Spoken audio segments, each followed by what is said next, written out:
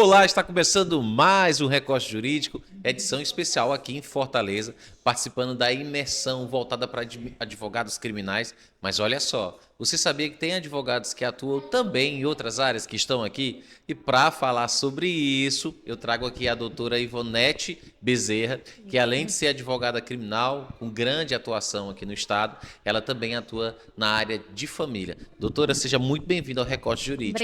Obrigada. Estou muito feliz, né, pela presença.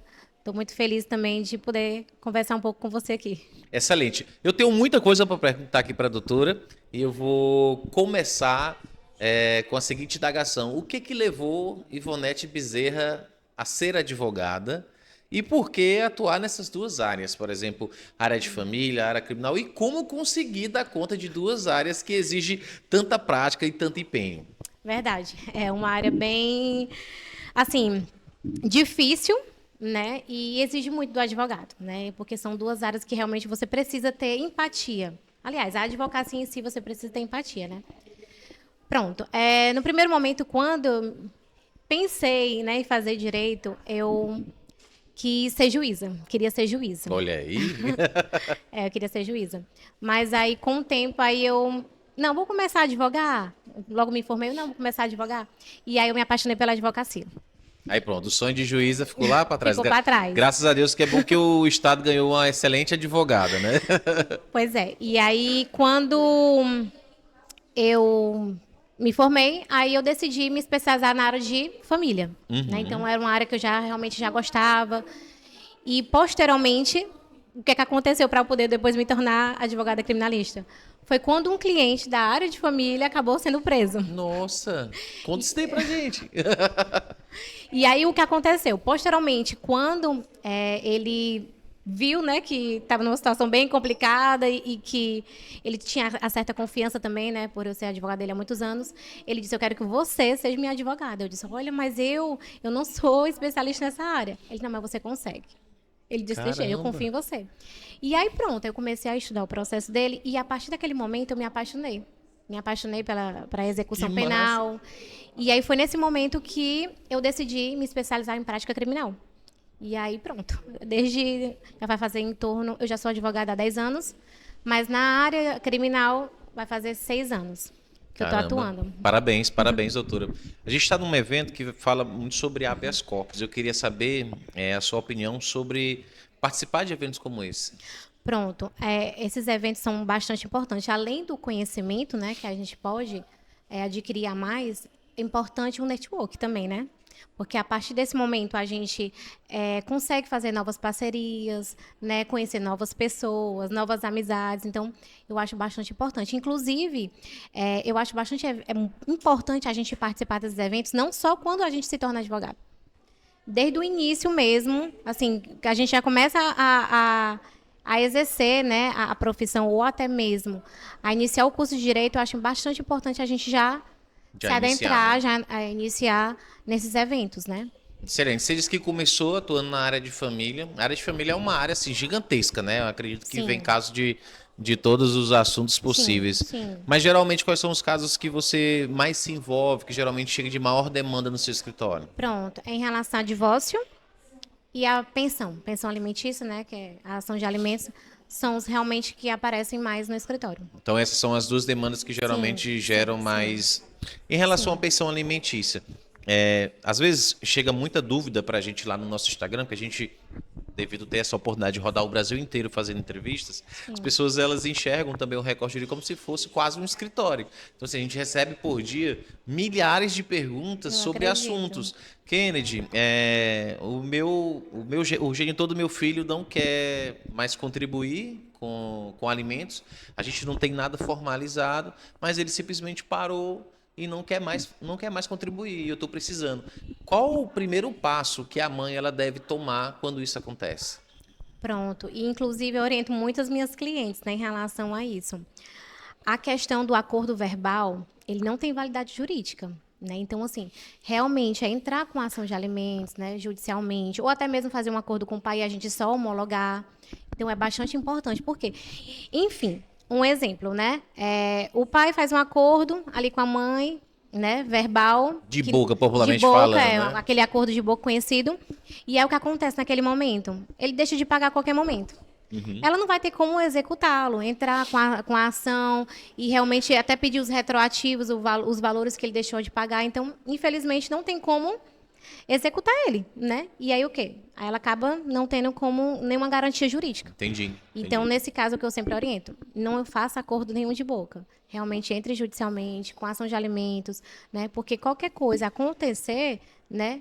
Faz o quê? A gente tem como executar e até mesmo ter a prisão civil decretada, né? Excelente. Na área de seara de família, a gente escuta muito o termo de mediação e conciliação, né? Que é uma etapa ali antes ali da fase Sim. judicial. Como é que você consegue se envolver nessa parte, se é que você atua nessa parte de Sim. mediação e conciliação, e se isso realmente é vantajoso para as partes? Pronto. Sim, eu acho extremamente importante.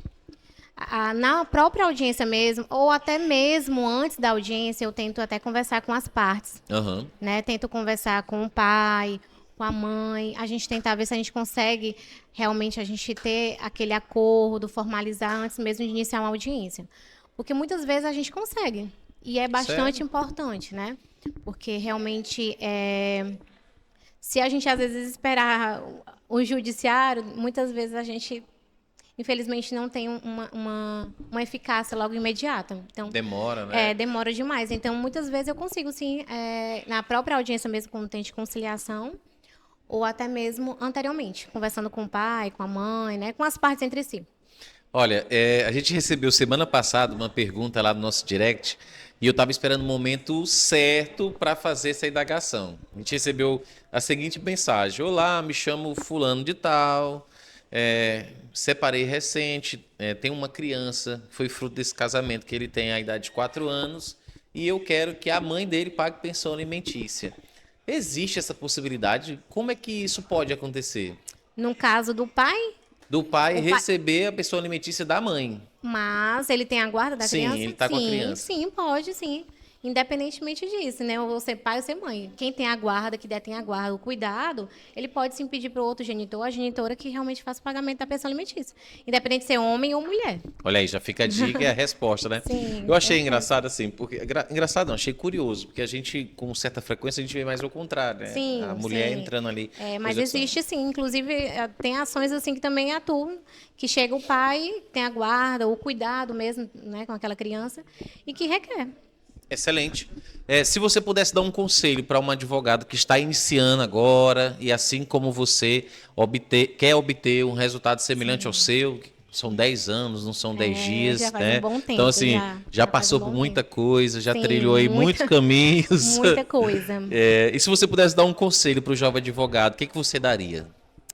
Olha, o primeiro passo é estudar, né? A gente tem que sempre estar estudando, procurando a cada dia se tornar um melhor.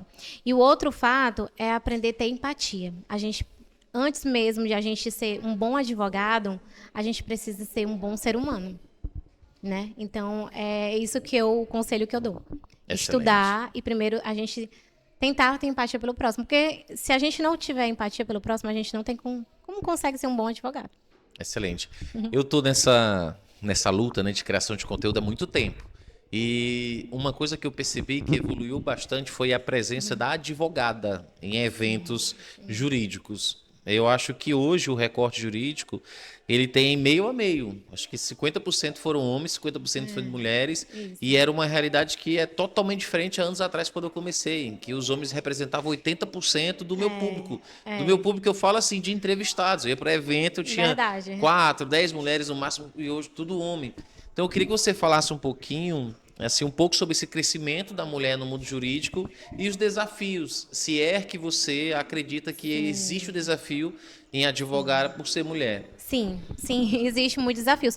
Assim, graças a Deus, assim, hoje em dia, eu acho que até melhorou mais, né, em relação até mesmo o preconceito, por ser ainda um mundo, porque assim, o mundo jurídico, ele sempre foi muito determinante o quê? Homem, Homens. né? Homens, especialmente na área criminal, Sim. né? Então, assim, graças a Deus que hoje a mulher dominou muito isso. Então, assim, existe ainda, claro que existe, mas eu acho que os desafios Em relação a uns anos atrás, ele melhorou um pouco, Melhorou. mas ainda continua. A gente, sim, a gente sofre assédio, infelizmente, né? Principalmente às vezes em âmbito criminal. Às vezes até mesmo desvalorização por ser mulher. Então, acha que mulher deve ganhar um valor menor do que o homem, né? Então, mas assim, graças a Deus, eu acredito que eu já superei muitas dessas coisas, né? Já superei bastante. Ainda existe, mas eu Já acredito conseguiu superar, né? consegui superar bastante coisa.